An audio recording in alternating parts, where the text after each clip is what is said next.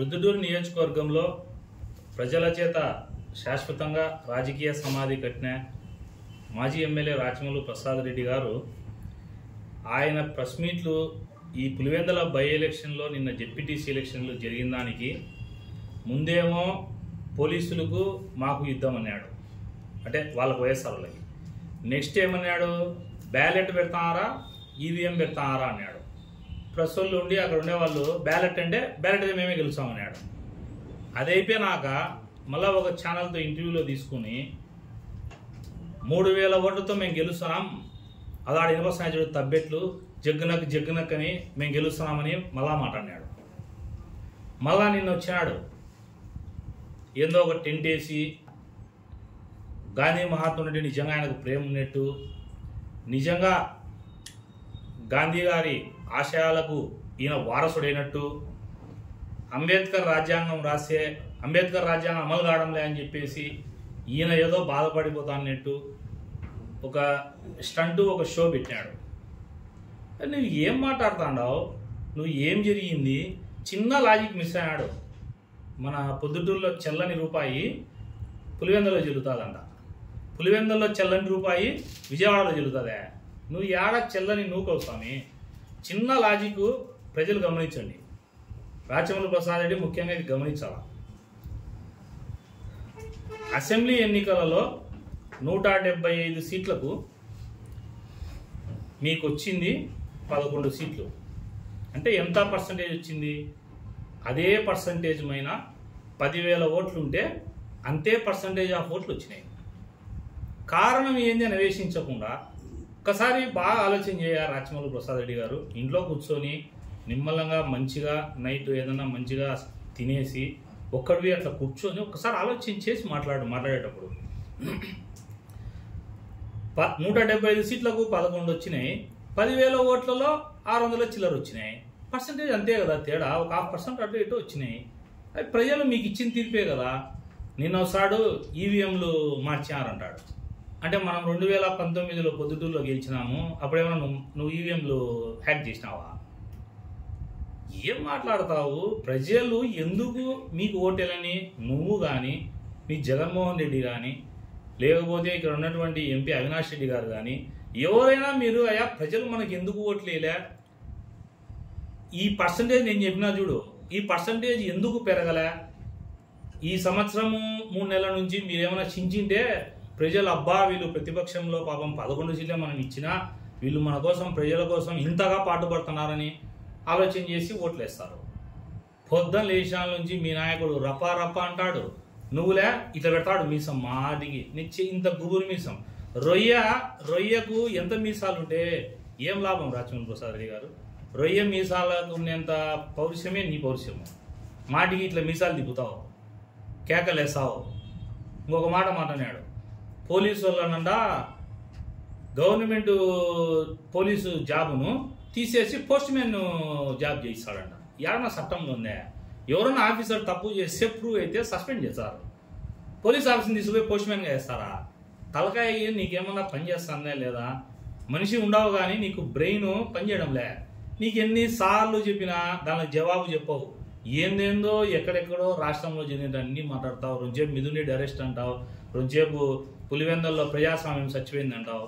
నీ విషయానికి వస్తాం. నీకు 2 క్వశ్చన్లు సూటిగా.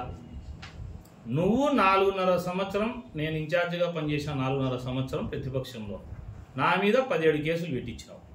మున్సిపల్ ఎలక్షన్లు వచ్చినప్పుడు మా ముక్తారన్నను, ఈవి సుధాకర్ రెడ్డి నన్ను ఎవరైతే ఆ రోజు పోటీ చేసిన తెలుగుదేశం పార్టీ అభ్యర్థులు ఉంటారో వాళ్ళందరినీ పోలీసులను ప్రతి అభ్యర్థి దగ్గర ఒక జీప్ పెట్టి ఎస్ఐలను సిఐలను పెట్టి బయటికి రానికుండా చేసి ఎలక్షన్ చేసినావు. మళ్ళా నువ్వు రాజ్యాంగం గురించి మాట్లాడతావు, అంబేద్కర్ అంటావు, గాంధీ తాత అంటావు. ఇంకా ఏంది నీ యాక్షన్లు? నేను చెప్తానే ఉన్నా, నిన్ను నమ్మరాయా స్వామి. అయిపోయింది నీ చాప్టరు. నువ్వు ఒకప్పుడు క్యాన్సర్కు, పవర్ఫుల్ క్యాన్సర్కు నువ్వు మెడిసిన్వి, డేట్ ఎక్స్పైర్ అయింది, పనికిరాదా మందుది? ఎక్స్పైర్ అయిన మందు నువ్వేమో క్యాన్సర్ మందువే కానీ ఎక్స్పైర్ అయినావు. ఎక్స్పైర్ అయినాక పనికిరాదు అది. అట్లా నువ్వు పాలిటిక్స్లో యు ఆర్ ఎక్స్పైర్డ్ పొలిటీషియన్. ప్రతిదానికి నువ్వేనా ఏదన్నా ఎత్తుకో. జిల్లాలో ఏదన్నా చేస్తే అల్లరి.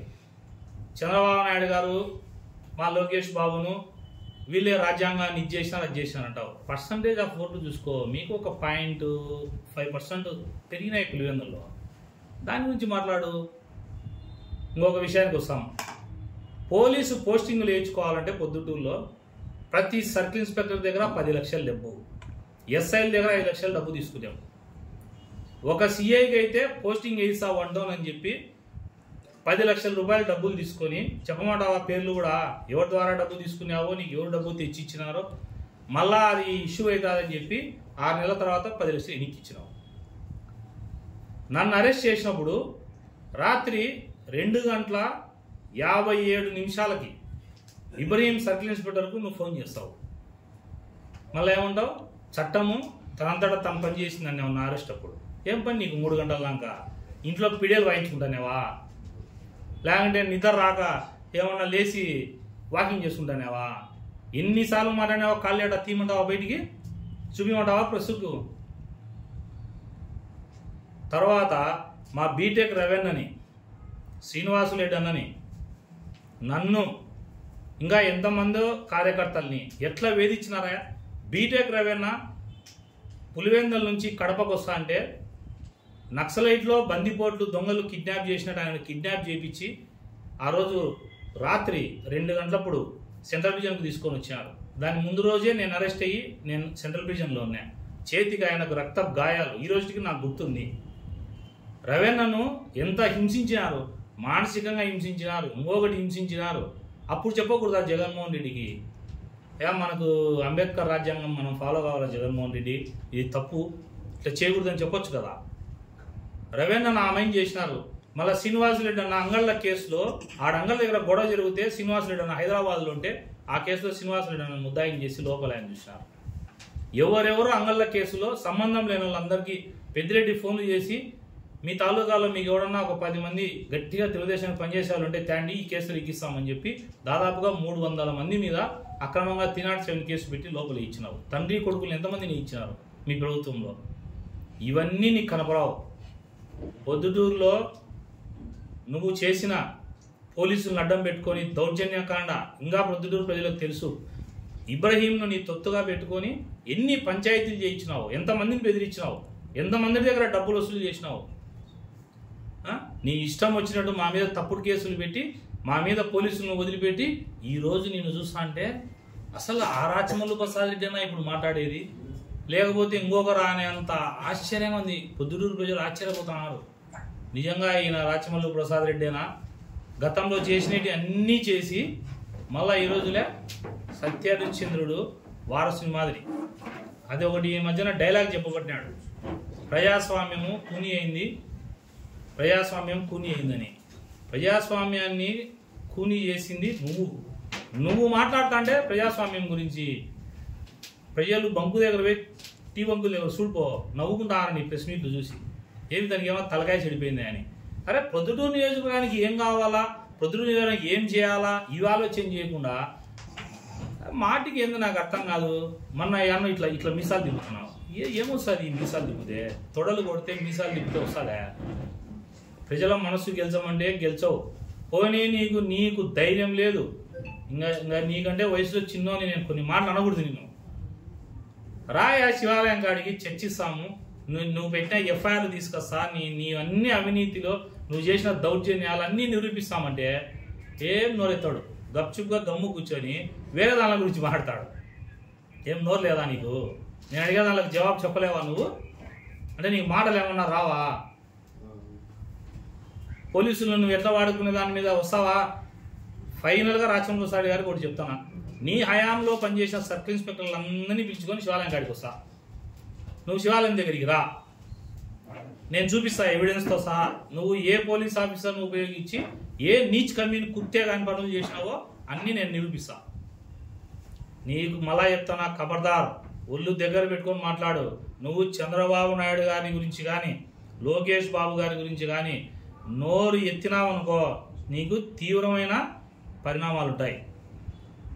లోకేష్ గారు యువగలం పాదయాత్ర చేసేటప్పుడు ఎట్లంటే అట్లా ఆయన మాట్లాడి దమ్ముంటే మంగళగిరిలో కాదు ఇలా పోటీ చేయన్నావు.